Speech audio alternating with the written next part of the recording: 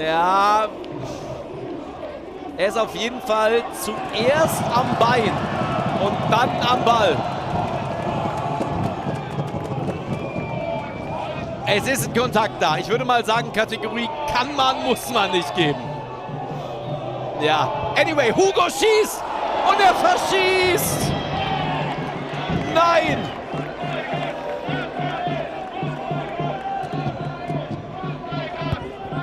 Er versucht's mittig, spekuliert, dass der Torwart springt, aber der bleibt stoisch stehen.